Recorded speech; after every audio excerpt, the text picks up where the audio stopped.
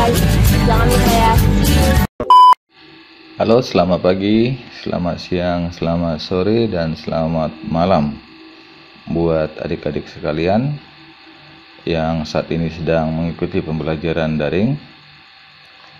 Besar harapan saya, adik-adik semua saat ini berada dalam kondisi kesehatan yang sempurna ya, sehingga kalian nanti bisa mengikuti pembelajaran daring ini dengan baik dari awal sampai akhirnya. Oke, baik, pada pembelajaran kita hari ini kita akan membahas tentang materi penyetaraan reaksi redoks. Jadi sebenarnya materi ini adalah merupakan kelanjutan ya dari materi redoks yang pernah kalian pelajari di kelas 10. Jadi saya mengharapkan sekali ya adik-adik punya konsep dasar ya tentang redoks, supaya nantinya kamu tidak mengalami kesulitan di dalam menyelesaikan soal-soal yang berhubungan dengan penyetaraan reaksi redoks. Oke ya. Baik, sebelum kita masuk ke materi inti, di sini saya akan coba buat dulu flashbacknya ya, supaya bisa mengingat kembali memori kalian terhadap pembelajaran tentang redoks yang sudah pernah kalian pelajari ya waktu di kelas 10. Jadi redoks itu adalah merupakan reaksi reduksi dan oksidasi, di mana suatu spesies zat di dalam reaksi itu dikatakan reduksi dan oksidasi. Itu bisa kita tinjau dari 3 faktor. Yang pertama dipengaruhi oleh oksigen, elektron, dan bilangan oksidasi. Jadi suatu zat itu dikatakan spesiesnya adalah reduksi apabila mengalami peristiwa pelepasan oksigen. Dan yang kedua, apabila zat itu mengalami penangkapan elektron ya, dia butuh elektron. Dan yang terakhir, jika di dalam reaksinya nanti suatu zat dikatakan spesiesnya adalah reduksi bila dia mengalami penurunan bilangan oksidasi. Begitu. Nah, bagaimana dengan oksidasi? Yang pertama, suatu zat itu dikatakan spesiesnya oksidasi bila zatnya mengalami penangkapan ataupun penerimaan elektron. Yang kedua, jika zatnya melepas elektron. Dan yang ketiga, apabila zatnya itu mengalami kenaikan harga bilangan oksidasi. Oke. Nah, selanjutnya adik-adik sekalian, zat yang mengalami reduksi itu kita sebut namanya oksidator atau pengoksidasi ya. Jadi di sini nanti akan kita temukan istilah-istilah seperti ini ya di dalam materi redoks dan elektrokimia.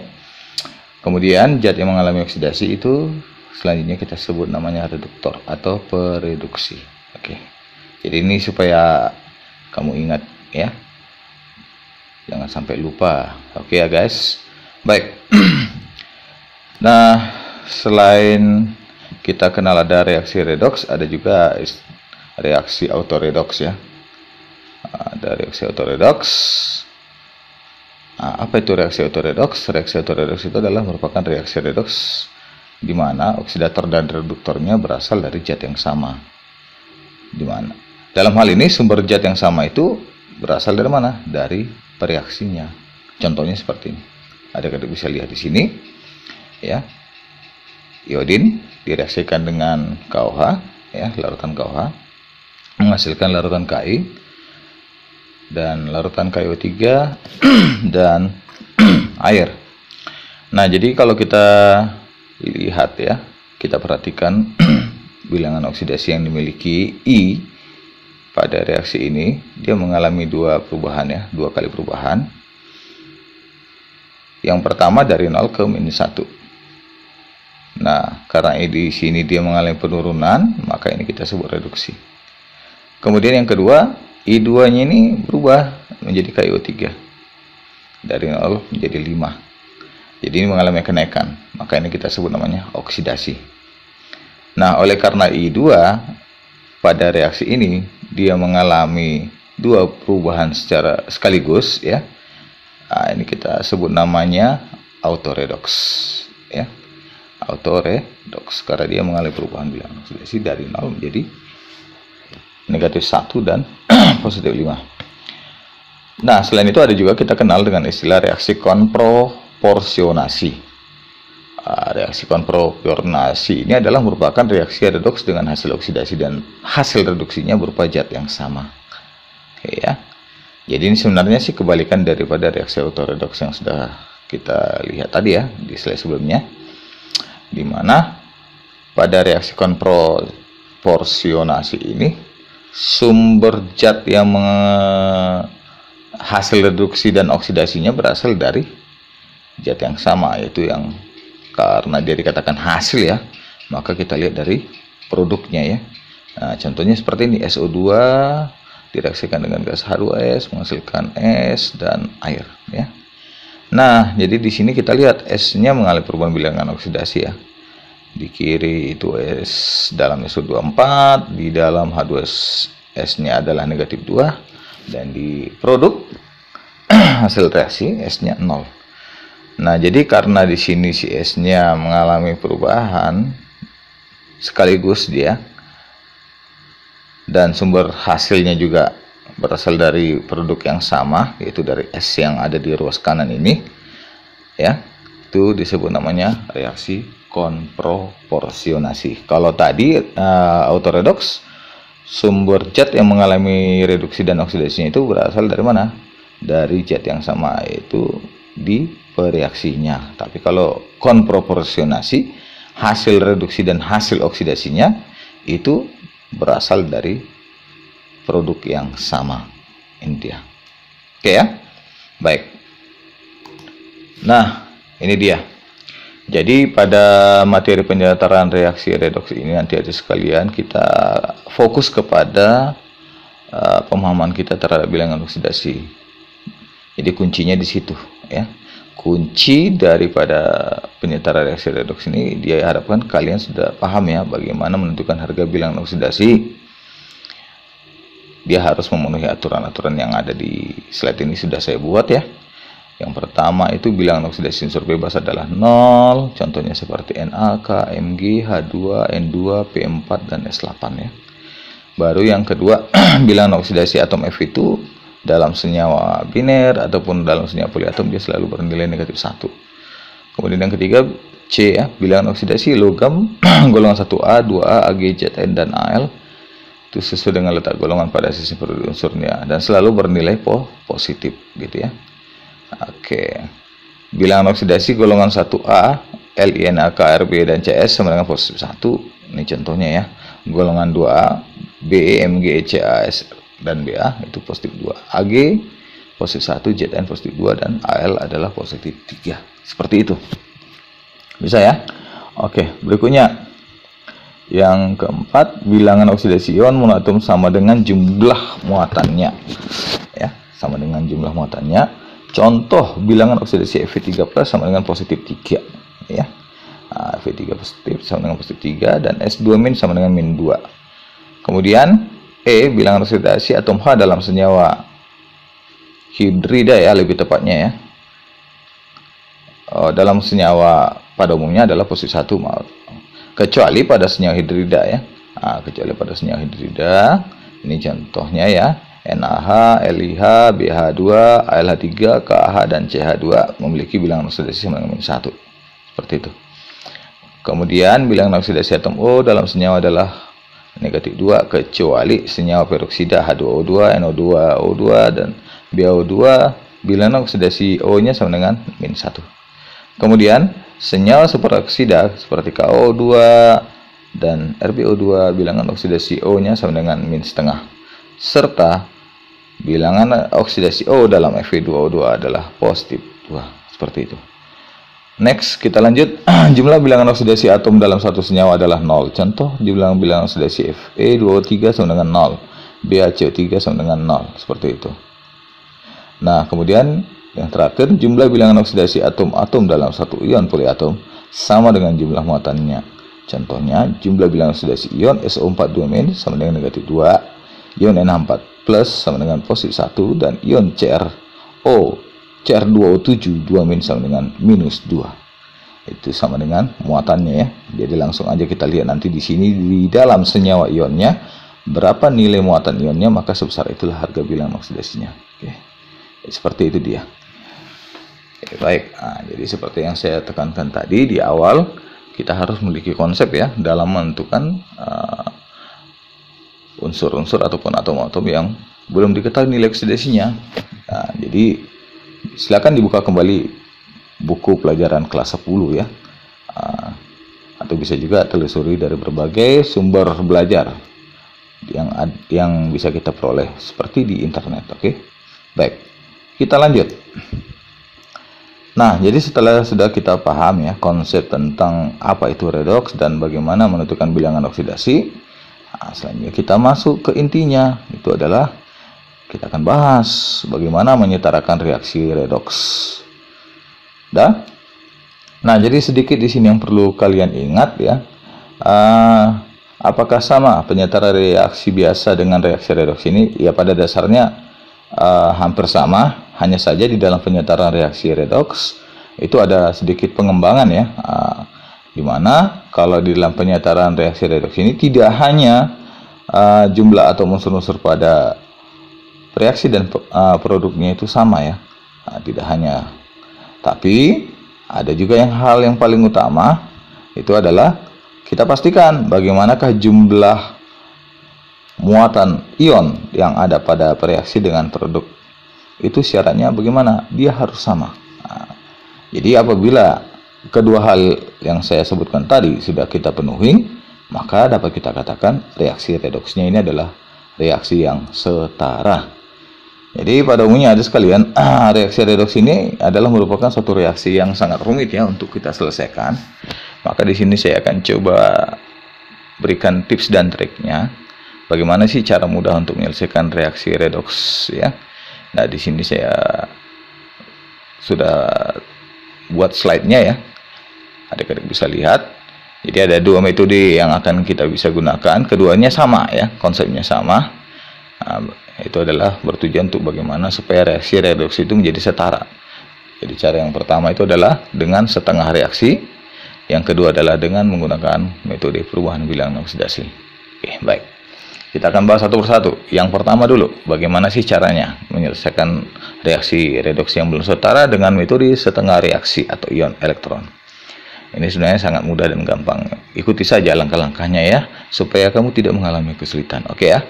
Baik, langkah-langkah penyetaraan persamaan redoks dengan metode ini dapat kita lakukan dengan cara berikut. Yang pertama, kita pisahkan reaksi redoks itu menjadi dua bagian. Ya, kita buat setengah dia ya. Artinya di sini kita pisahkan mana reaksi yang mengalami oksidasi dan mana reaksi yang mengalami reduksi dari reaksi keseluruhannya. Oke. Setelah itu kita masuk ke langkah kedua, menyetarakan jumlah atom yang mengalami perubahan bilangan oksidasi. Jadi kita pastikan dari masing-masing spesies yang ada di dalam senyawa ataupun zat yang mengalami perubahan bilangan oksidasi itu bagaimana jumlah atomnya. Jika tidak sama, maka kita setarakan dulu. Baru setelah itu kita masuk poin yang ketiga, menyetarakan jumlah oksigen pada masing-masing setengah reaksi. Misalnya kalau dia pada suasana asam nih ya, reaksinya ya, kita tambahkanlah ya 1 molekul H2O untuk setiap kekurangan 1 atom oksigen pada ruas yang kekurangan atom oksigen. Jadi kita tambahkan H2O pada salah satu ruas nantinya ya, apakah di produk ataupun di reaktan. Dengan catatan itu H2O itu kita tambahkan pada area yang atom oksigennya lebih sedikit ya. Oke. Kemudian kalau suasana basah bagaimana? Kita tambahkanlah 1 molekul H2O pada salah satu ruas yang kelebihan ya. Kelebihan 1 atom oksigen pada ruas yang kelebihan atom oksigen. Oke, seperti itu. Jadi ini kebalikan daripada suasana asam. Kalau suasana asam tadi untuk menambahkan jumlah atom oksigen kita tambahkanlah H2O ya pada salah satu ruas yang O-nya lebih sedikit. Tapi kalau pada suasana basah tambahkanlah H2O itu pada ruas yang O-nya lebih banyak. Nah, seperti itu. Baik. Kemudian yang berikutnya adalah menyetarakan jumlah hidrogen pada masing-masing setengah reaksi. Pada suasana asam, setarakan atom hidrogen dengan menambahkan ion H+. Tapi kalau dia pada suasana basah, untuk menyetarakan jumlah atom hidrogennya, kita dapat lakukan dengan cara menambahkan ion OH-. Oke, seperti itu. Baru yang keenam, menyamakan jumlah elektron pada reaksi reduksi dan oksidasi dengan mengalihkan jumlah elektron dengan koefisien tertentu. Seperti itu dia. Nah, yang terakhir, poin ketujuh, jumlahkanlah kedua persamaan setengah reaksi itu. Nah, ini kita satukan kembali, ya, spesies zat yang tadi kita pisahkan dia menjadi dua bagian, ya. Nah, kita gabungkan kembali dengan cara menjumlahkan reaksi reduksi dan oksidasinya. Oke, seperti itu. Lebih jelasnya, mari kita lihat contoh soal berikut, ya. Oke, kita lihat contoh soalnya. Misalnya ini, setarakan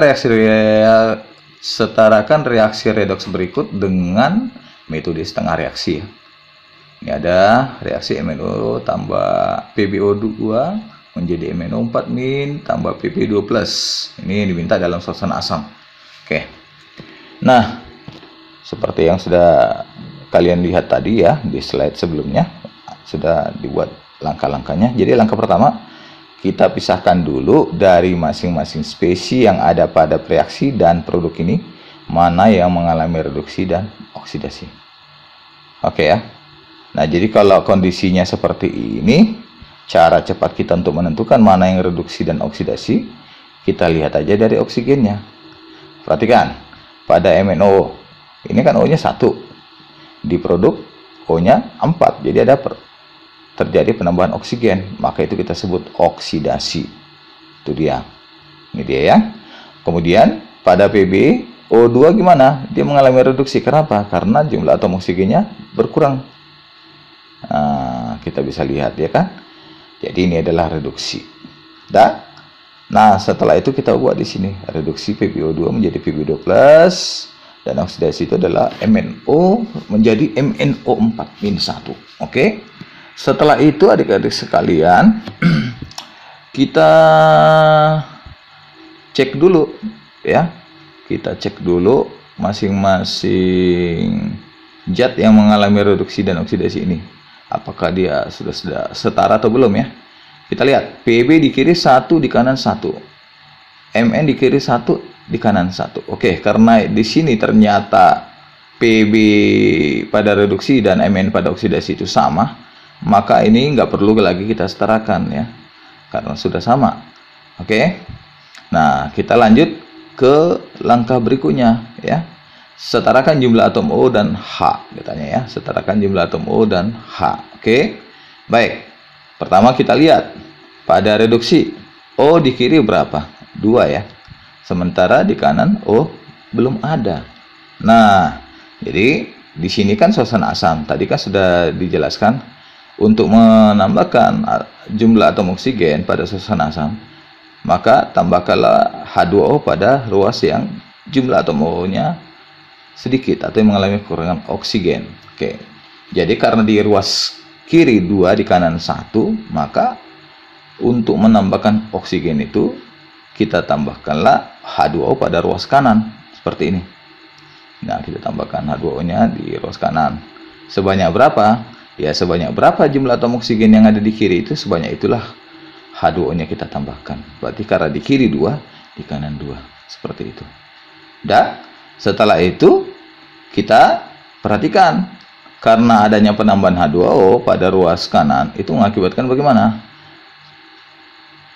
Mengakibatkan adanya atom hidrogen pada ruas kanan ini. Secara di ruas kiri hidrogennya tidak ada. Jadi gini, kita samakan dulu. Nah, caranya pada ruas kiri kita tambahkanlah ion H+. Berapa banyak? Karena di sini tadi kita tambahkan 2 H2O-nya, maka H-nya jadi 4. Sehingga di ruas kiri demikian juga kita tambahkanlah ion H+-nya sebanyak 4. Oke. Selanjutnya bagaimana dengan oksidasi, ya? Selanjutnya bagaimana dengan oksidasi? Caranya sama saja. Kita lihat MnO menjadi MnO4-.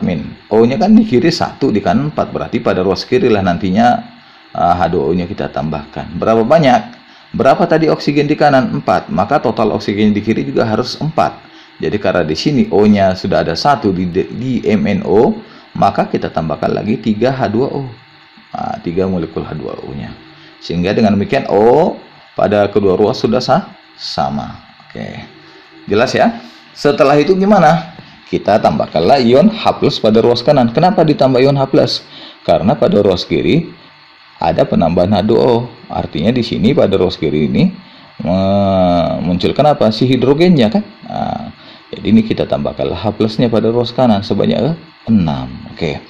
Kemudian langkah ketiga, setarakan muatan dengan menambahkan elektron. Kita cek dan recek pada reduksi berapa muatannya. Di sini 0 tambah 4. Berarti ini 4 ya. Di ruas kanan 2 tambah 0. Nah, 2. 4, 2. Berarti nggak sama muatannya. Jadi supaya sama gimana? Kita tambahkanlah elektronnya pada ruas yang jumlah muatannya lebih besar. Berarti di sini kita tambahkan 2 sehingga sudah samalah sekarang total elektron ya atau total muatan yang ada pada kedua ruas di reduksi. Bagaimana dengan oksidasi? Oksidasi kita lihat di sini pada ruas kirinya 0, di ruas kanan -1 ditambah 6 itu 5. Secara di ruas kiri tidak ada muatannya. Karena ini kan adalah merupakan senyawa netral, oke?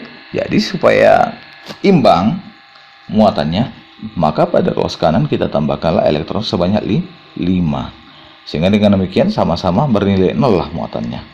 Lanjut, yang keempat, samakan jumlah elektron pada kedua setengah reaksi. Kita samakan jumlah elektronnya, oke?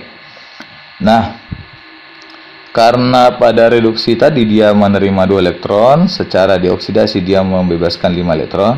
Ini kan udah jelas ya, jumlah elektron yang diterima dengan yang diberi tidak seimbang. Maka ini kita perlu eliminasikan.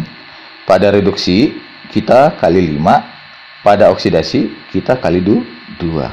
Sehingga menjadi 5 PbO2 tambah 2 OH- tambah 10 elektron menjadi 5 Pb2+ tambah 10 H2O.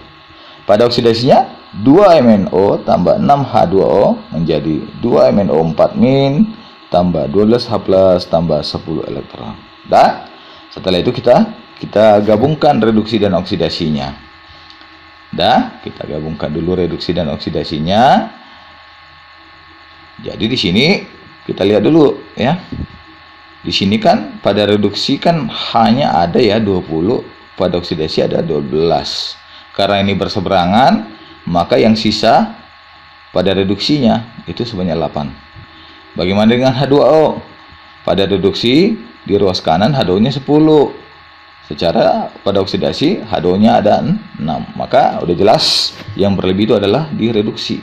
Sehingga nanti di sini sisalah H2O-nya sebanyak 4. Maka dengan demikian reaksi totalnya adalah 2 MnO tambah 5 PbO2 tambah 8 ion H+ menjadi 2 MnO4- tambah 5 Pb2+ tambah 4 H2O.